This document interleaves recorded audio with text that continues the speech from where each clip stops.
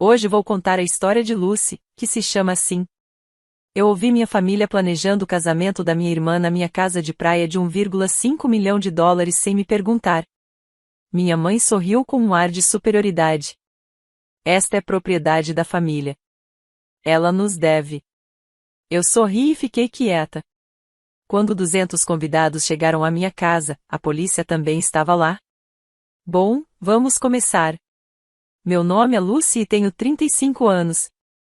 Trabalho como analista financeira em uma empresa de investimentos em San Diego. O emprego paga bem e eu sou boa no que faço. Números fazem sentido para mim de um jeito que poucas pessoas realmente entendem.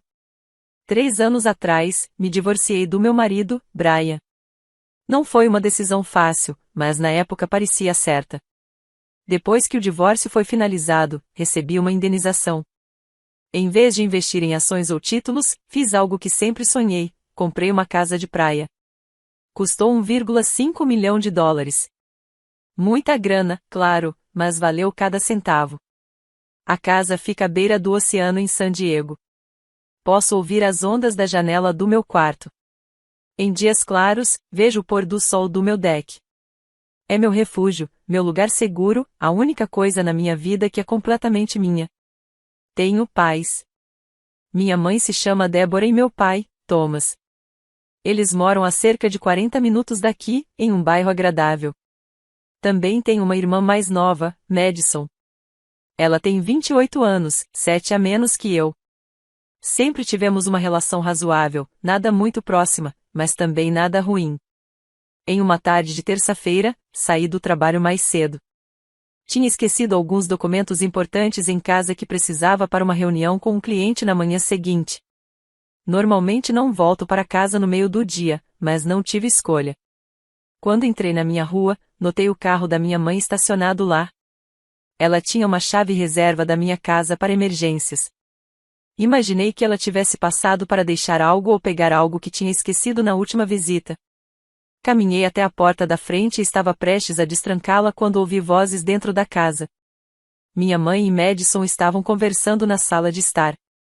As janelas estavam abertas por causa do clima agradável e suas vozes chegavam claramente. Fiquei parada com a chave na porta. Esta casa é perfeita para o casamento, disse minha mãe. Absolutamente perfeita.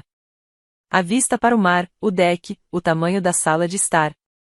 É exatamente o que precisamos. Tem certeza de que a Lucy vai ficar bem com isso? Perguntou Madison, com a voz insegura. Claro que sim. Esta é propriedade da família. A Lucy nos deve depois de tudo que fizemos por ela. Além disso, ela tem todo o espaço e nunca usa direito. É um desperdício. Acho que você tem razão. Podemos fazer a cerimônia no deck, a recepção na sala de estar e no gramado. Vamos precisar alugar cadeiras e mesas. Estou pensando em 200 convidados. 200 convidados na minha casa para o casamento da Madison, e eu nem sabia que ele estava acontecendo. E a decoração? Perguntou Madison. Flores brancas por toda parte. Rosas, lírios, orquídeas. Vamos colocar luzes ao longo do corrimão do deck. Vi uma decoração linda assim em uma revista. Seria perfeita. Elas continuaram conversando sobre opções de menu, onde colocar o bar, que horas a cerimônia deveria começar. Nenhuma delas mencionou me pedir permissão. Elas simplesmente assumiram que minha casa estava disponível, como se fosse um bem comum que poderiam usar quando quisessem. Fiquei parada do lado de fora da porta da minha própria casa, ouvindo elas planejarem um casamento inteiro na minha casa sem meu conhecimento ou consentimento. Minhas mãos tremiam.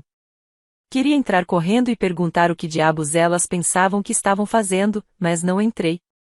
Algo me parou. Talvez fosse choque. Talvez fosse curiosidade para ver até onde elas realmente iriam com isso. Afastei-me da porta em silêncio, voltei para o carro e dirigi sem rumo. Acabei em uma cafeteria no centro da cidade, sentada com um latte que nem toquei, olhando para o nada. 2 horas depois, voltei para casa. Os 2 carros haviam sumido. Não liguei para elas. Não mandei mensagem. Apenas esperei para ver o que aconteceria a seguir. Uma semana depois, minha mãe me ligou e me convidou para jantar em um restaurante caro. Ela disse que era uma ocasião especial de família. Quando cheguei, Madison estava lá com um cara que eu nunca tinha visto. Lucy, este é Jacob Miller, disse Madison, sorrindo. Ela parecia genuinamente feliz. Meu noivo. Ele era bonito, bem vestido, provavelmente na casa dos 30 anos. Pedimos comida e conversamos superficialmente. Jacob parecia simpático. Falou sobre o trabalho dele, perguntou sobre o meu, riu das piadas do meu pai. Madison não parava de tocar no braço dele e olhá-lo com uma expressão de admiração. Depois do jantar, me desculpei para ir ao banheiro. No caminho de volta, passei pela entrada onde minha mãe estava, com o telefone pressionado ao ouvido. Sim, Verônica, está tudo se encaixando lindamente, ela dizia. Madison vai restaurar a reputação da família após o vergonhoso divórcio da Lucy. Finalmente teremos algo de que nos orgulhar de novo. Fiquei ali, escondida atrás de uma planta decorativa, ouvindo minha mãe falar mal de mim para a amiga dela.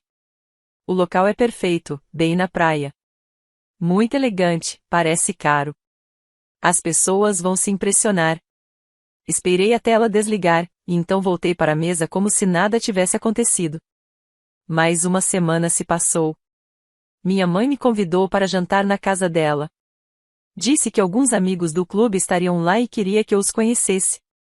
Quando cheguei, havia 3 mulheres que eu não conhecia sentadas na sala de estar. Todas pareciam passar muito tempo em salões caros e usavam joias que custavam mais do que meu carro. Durante o jantar, minha mãe se levantou e bateu com uma colher no copo. Tem um anúncio, disse, sorrindo para todos. A Lucy generosamente concordou em ceder sua linda casa de praia para o casamento da Madison. Não é maravilhoso? As 3 mulheres se viraram para me olhar, sorrindo e acenando aprovando. Eu estava encurralada. Se dissesse não ali, na frente das amigas dela, pareceria uma irmã terrível. Pareceria egoísta e má. Todas pensariam que eu estava me recusando a ajudar minha própria família. Minha mãe sabia exatamente o que estava fazendo. Sentei-me ali, com todos olhando para mim, esperando minha resposta. Minha garganta ficou apertada. Claro, ouvi minha própria voz dizer. Consegui até sorrir, feliz em ajudar. As mulheres aplaudiram. Madison me abraçou. Minha mãe parecia triunfante. Nas semanas seguintes, minha mãe e Madison vinham à minha casa constantemente. Elas apareciam com amostras de tecidos, plantas baixas e painéis do Pinterest cheios de ideias para o casamento.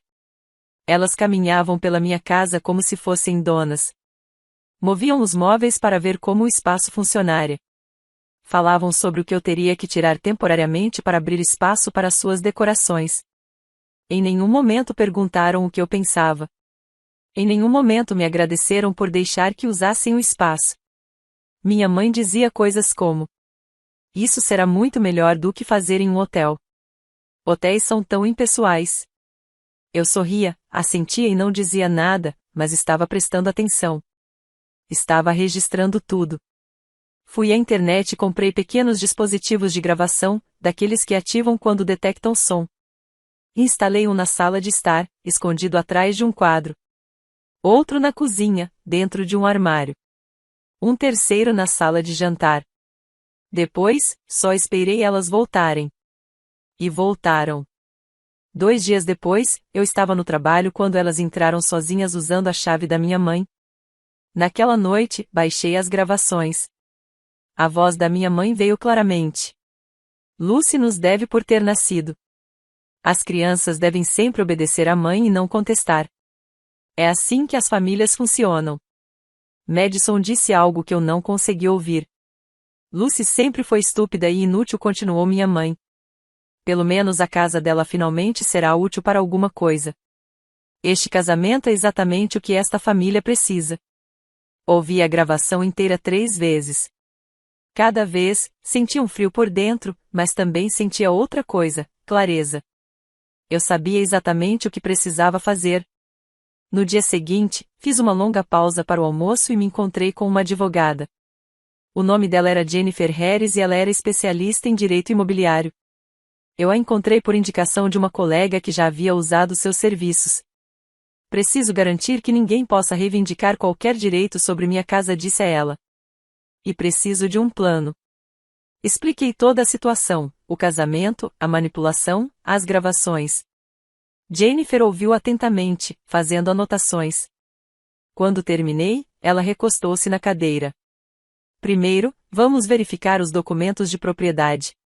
Vou puxar os registros do cartório para ter certeza absoluta de que você é a única proprietária. Na semana seguinte, Jennifer me ajudou a desenvolver uma estratégia. Ela consultou os registros da propriedade e confirmou o que eu já sabia: a casa era minha, somente minha. Ninguém mais tinha qualquer direito legal sobre ela. Agora, disse Jennifer, durante nosso segundo encontro você mencionou que o casamento está marcado para um fim de semana específico e quer impedir que usem sua propriedade sem confrontá-las diretamente antes, correto? Exatamente. Ela sorriu. Tenho uma ideia. Jennifer me colocou em contato com a Pacific Studios, uma produtora que filmava cenas para programas de TV em San Diego. Eles estavam sempre procurando locais interessantes. Encontrei-me com o responsável pela escolha de locações e mostrei fotos da minha casa. Ele adorou imediatamente. Isso seria perfeito para as cenas de casa de praia que estamos gravando. Quando estaria disponível? Tem um fim de semana em 6 semanas que funciona perfeitamente para mim, respondi. Assinamos um contrato.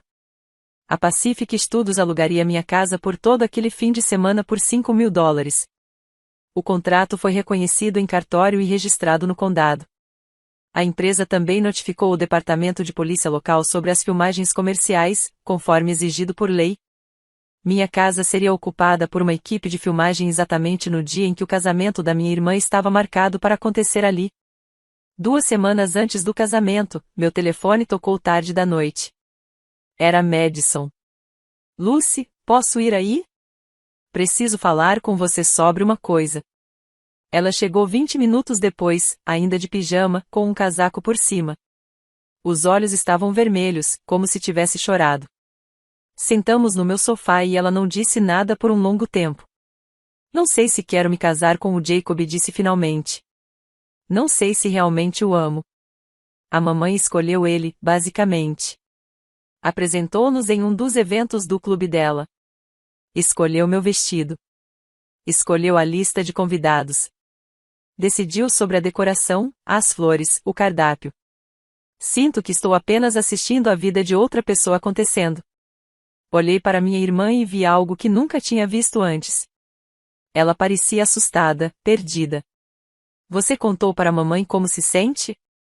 Madison riu, mas não era um riso feliz. Está brincando? Ela me mataria. Já contou para todo mundo sobre este casamento. Postou sobre isso em todas as redes sociais. Até publicou uma matéria na revista California Lifestyle sobre isso. Espera, que matéria? Você não viu? Ela fez uma entrevista inteira sobre tradições familiares e nossa casa de praia. Disse que a casa está na nossa família há gerações. Senti meu maxilar se apertar. A casa que comprei há 3 anos com meu próprio dinheiro. Eu sei. Desculpa. Eu deveria ter dito algo, mas você sabe como a mamãe é. Eu sabia. Esse era o problema. Madison, o que você realmente quer? Ela me olhou com lágrimas nos olhos. Quero fazer minhas próprias escolhas. Quero sentir que minha vida me pertence. Coloquei meu braço em volta dos ombros dela e ela começou a chorar de verdade. Ficamos ali por um tempo, sem falar nada, apenas sentadas juntas. Pela primeira vez, percebi que minha irmã e eu éramos vítimas da mesma pessoa. Nossa mãe tinha nos manipulado, só de maneiras diferentes. Mas eu também sabia que, em 2 semanas, tudo iria explodir. A equipe de filmagem chegaria. O casamento seria cancelado. O plano perfeito da minha mãe iria desmoronar. E eu mal podia esperar para ver a cara dela quando isso acontecesse. Não contei a Madison sobre o aluguel da casa. Uma parte de mim se sentiu culpada por isso. Mas também sabia que ela contaria à nossa mãe, de propósito ou por acidente. E eu precisava do elemento surpresa.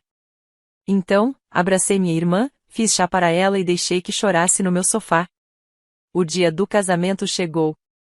Acordei cedo e dirigi até um restaurante caro, que tinha uma vista perfeita da minha casa do outro lado da rua. Pedi o café da manhã e sentei na varanda com meu café, observando. Às 6 horas da manhã, o caminhão da Pacific Studios começou a chegar. A equipe de filmagem descarregou equipamentos, montou os rigs de iluminação e começou a instalar cercas temporárias ao redor da propriedade. Colocaram placas de aviso por toda parte, filmagem comercial em andamento. Acesso não autorizado proibido. Bebi meu café e esperei. Por volta das 9 horas, os primeiros veículos do casamento começaram a chegar, um caminhão de buffet, uma van cheia de flores, funcionários da empresa de aluguel trazendo cadeiras e mesas. Todos pararam na cerca, confusos. Seguranças com coletes amarelos brilhantes os impediram de passar, mostrando o contrato de aluguel e as permissões. Então o carro da minha mãe apareceu. Ela desceu e marchou direto até os seguranças, com Madison logo atrás, vestida com o vestido de noiva. Ele havia custado $8.000, de acordo com a etiqueta que eu tinha visto no recibo que Madison deixou na minha casa. Não conseguia ouvir o que minha mãe dizia, mas podia vê-la gesticulando exageradamente, apontando para a casa, para Madison e para a multidão crescente de convidados confusos. Os seguranças não se moveram. Um deles puxou a papelada e mostrou para minha mãe. Foi quando ela começou a gritar. Eu podia ouvi-la do outro lado da rua. 2 viaturas da polícia chegaram. Os oficiais desceram, conversaram com os seguranças, examinaram o contrato de aluguel e depois falaram com minha mãe. Um dos policiais balançava a cabeça enquanto minha mãe apontava para ele e gritava.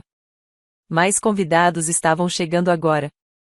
200 pessoas bem vestidas, paradas na beira da estrada, segurando presentes e olhando para os celulares.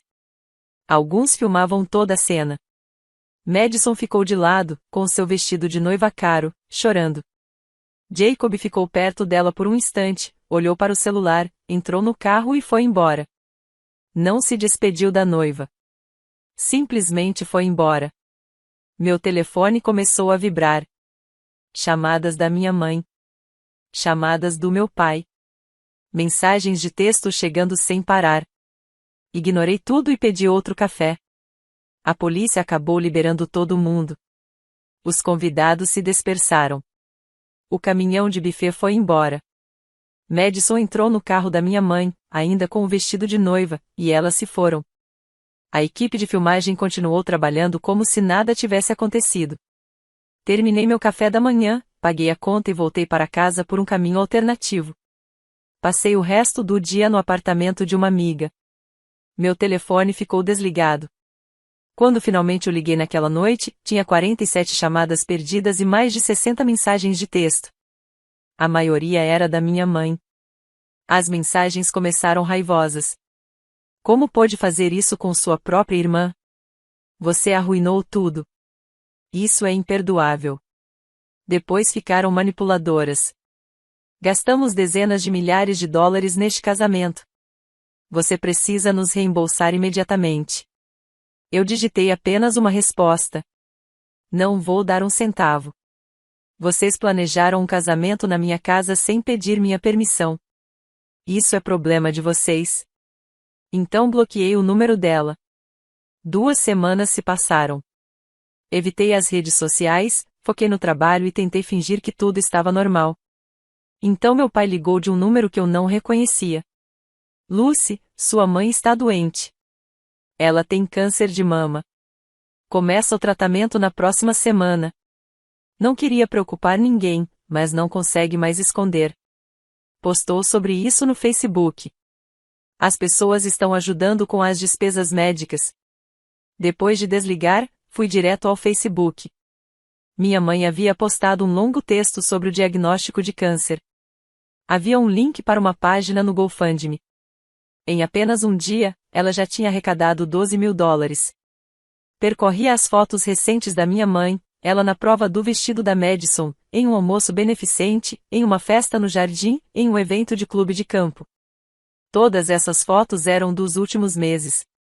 Ela parecia saudável em todas, energética, feliz, nada parecida com alguém lutando contra o câncer. Criei uma pasta no meu laptop e comecei a salvar todas as evidências, cada foto, cada postagem, cada evento que ela tinha participado enquanto supostamente lidava com um diagnóstico de câncer que só mencionou quando se tornou conveniente. Ela estava mentindo. Eu sabia disso e podia provar. Uma semana depois, Madison me ligou. A voz dela soava estranha, apagada. Jacob se foi, disse ela. O telefone dele está desligado. O apartamento dele está vazio. Ele simplesmente desapareceu. Algo nisso não parecia certo. Passei as próximas horas vasculhando as redes sociais. Encontrei a página do Facebook de Jacob. Estava privada, mas a foto do perfil tinha mudado. Cliquei no nome marcado na foto, Amanda Vo, empresária bem-sucedida. Linda, confiante. Cliquei no perfil de Amanda. Era público. A postagem mais recente, de 3 dias atrás, mostrava a mão esquerda dela com um anel de diamante. A legenda dizia: ele finalmente pediu. Mal posso esperar para me casar com minha melhor amiga. Na foto, Jacob Miller estava marcado. Tirei capturas de tela de tudo e enviei para Madison. Ela me ligou 1 hora depois. Eu era um plano B, disse ela, baixinho. Ele esteve com ela o tempo todo em que estava noivo de mim. Sinto muito, Madison. Quer vir aqui? Na verdade, encontrei algo que preciso te mostrar. Posso ir agora? Ela chegou 30 minutos depois, carregando um antigo diário de couro. Encontrei isso em umas caixas no sótão da mamãe e do papai, disse. É o diário da mamãe. Você precisa ler. Abri o diário e comecei a ler. As anotações datavam de anos atrás. Uma delas dizia: Madison é tão fácil de controlar. É perfeita para manipulação. Ela vai cuidar de mim quando eu ficar velha. Outra dizia: Lucy é inteligente demais e independente. Preciso derrubá-la. Fazer com que se sinta culpada por tudo. Manter sob controle. Continuei lendo, com as mãos tremendo. Convenci Lucy a recusar aquela bolsa de estudos para pós-graduação. Se ela tivesse ido, se tornaria independente demais. Melhor mantê-la próxima e sob controle. Havia muito mais. Páginas e páginas sobre os planos dela para nós duas. Como ela trabalhou deliberadamente para destruir meu casamento com Brian, para que eu me sentisse um fracasso. Como ela empurrou Madison em direção a Jacob porque a família dele tinha dinheiro e conexões. Depois de ler o diário, senti que precisava falar com alguém que também entendesse. Alguém que também tivesse sido afetado pela manipulação da minha mãe. Liguei para Brian, meu ex-marido. Brian, eu sei que isso é estranho, mas preciso te contar uma coisa. Encontrei o diário da minha mãe. Ela escreveu sobre como sabotou nosso casamento de propósito. Houve uma longa pausa. Posso ir aí? Ele chegou 1 hora depois, carregando uma caixa de papelão. Guardei isso por 2 anos, disse, colocando a caixa sobre a mesa da minha cozinha. Não sabia o que fazer com aquilo. Dentro, havia cartas, dezenas delas, todas da minha mãe, todas endereçadas a Brian. Peguei uma e comecei a ler. Brian, estou preocupada com a estabilidade mental da Lucy. Ela tem agido de forma errática ultimamente. Acho que precisa de ajuda profissional, mas se recusa a me ouvir. Como marido dela, você precisa assumir o controle da situação. Outra carta. Lucy sempre teve problemas com controle de impulsos e regulação emocional. Estou preocupada que ela não seja capaz de ser uma boa esposa. Você merece alguém melhor. Ela enviou essas cartas enquanto ainda estávamos casados. Pedi para vê-las pelo menos 2 vezes por mês, durante o último ano. Ela também me ligava constantemente. Dizia que você estava falando em me deixar, que tinha dito coisas terríveis sobre mim, que provavelmente estava me traindo. Lembrei dessas brigas, das acusações, da desconfiança, de como tudo desmoronou tão rápido. Ela disse que você estava me traindo, falei baixinho. Ela dizia coisas como: Brian não é o par certo para você e é uma pessoa ruim. Ela me deixou paranoico. Ficamos ali por um tempo, ambos processando tudo que havíamos descoberto. O que vocês vão fazer? Perguntou Brian. Madison e eu vamos confrontá-la. Amanhã, na casa dos meus pais. Você quer ir? No dia seguinte, Madison e eu dirigimos até a casa dos nossos pais. Brian nos seguiu em seu próprio carro. Minha mãe abriu a porta, parecendo surpresa. Lucy, Madison, não esperava vocês duas. Precisamos conversar, disse eu. Todos agora. Entramos na sala de estar. Meu pai estava sentado no sofá, lendo o jornal. Ele levantou o olhar, confuso. O que está acontecendo? Madison e eu nos sentamos. Brian ficou perto da porta. Mamãe, sabemos sobre o câncer falso, disse eu. O rosto dela empalideceu. Não sei do que estão falando. Você não está doente. Este mês todo esteve em festas e eventos. Tenho fotos. Você cometeu fraude com a campanha do GoFundMe. Lucy, você está sendo ridícula, disse ela. Também encontramos seu diário, acrescentou Madison. Sabemos o que você tem feito com as duas durante anos. Peguei meu telefone e mostrei ao meu pai uma foto de uma página do diário. Ela escrevia sobre como manipulou Madison para casar com Jacob por causa do dinheiro e das conexões dele. Escreveu sobre me forçar a recusar a bolsa de estudos da pós-graduação para que eu permanecesse dependente dela. Meu pai pegou meu telefone e leu a tela. As mãos dele tremiam. E aqui está a prova de como ela sabotou meu casamento, continuei, gesticulando para Brian. Ele tem cartas que ela enviou tentando convencê-lo de que eu era mentalmente instável. Minha mãe se levantou. Isso tudo é um mal-entendido. Vocês estão tirando as coisas do contexto. Feche o GoFundMe, disse Madison com firmeza. Devolva todas as doações e faça terapia. Queremos que você consulte um especialista em transtorno de personalidade narcisista. E se não fizer, acrescentei, vamos processá-la por fraude e registrar um boletim sobre anos de manipulação psicológica. Minha mãe olhou para meu pai, mas ele apenas a encarou como se nunca a tivesse visto antes. Ela começou a chorar. Lágrimas de verdade desta vez, não manipulativas. Eu não percebia que era tão grave. Não entendia o que estava fazendo. Isso não é suficiente, disse eu. Feche a vaquinha hoje. Publique uma confissão. Devolva o dinheiro e faça terapia. Essas são suas opções. Ela fez tudo naquela tarde. Postou uma confissão completa no Facebook e devolveu os $12.000 a todos os doadores. Os amigos dela viram. Os parceiros do clube dela viram. Todos que ela tinha tentado impressionar viram a verdade. Em uma semana, ela havia perdido a maior parte do seu círculo social. As pessoas pararam de ligar, pararam de convidá-la para eventos. Sua reputação estava destruída. Meus pais venderam a casa um mês depois. Mudarão-se para um pequeno apartamento em outra cidade para recomeçar. Eu mudei meu número de telefone e bloqueei os dois em todas as redes sociais. Eu tinha acabado com tudo, mas continuei mantendo contato com Madison. Ela começou terapia para lidar com o que chamava de a síndrome da filha favorita. Começamos a nos encontrar a cada 2 semanas para almoços, construindo uma relação sem a influência da nossa mãe. Brian e eu também começamos a conversar mais. No início, apenas como amigos, tentando recuperar os anos perdidos, mas aos poucos se tornou algo mais. Nosso casamento não falhou por nossa culpa, disse-lhe uma noite. Falhou porque alguém estava ativamente tentando destruí-lo. Você acha que poderíamos tentar novamente? Ele me olhou por um longo momento.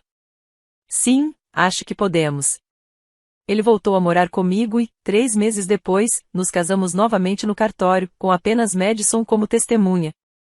Sem cerimônia grande, sem convidados, sem drama. 6 meses após o casamento, descobri que estava grávida.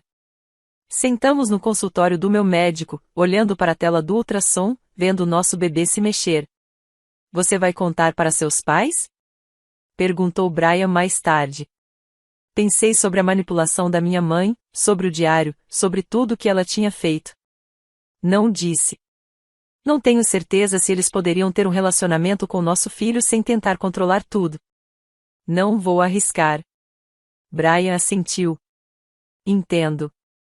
Dirigimos de volta para a casa de praia, o lar que eu tinha comprado depois do divórcio, o refúgio que me protegia quando eu mais precisava. Agora seria um lar para nossa família. Uma família de verdade, construída com honestidade e confiança, em vez de manipulação e mentiras. Minha mãe tentou controlar cada aspecto da minha vida, mas falhou. Eu estava livre. Madison estava livre. E nosso filho também cresceria livre, sem o peso da manipulação e da culpa que marcou nossa infância.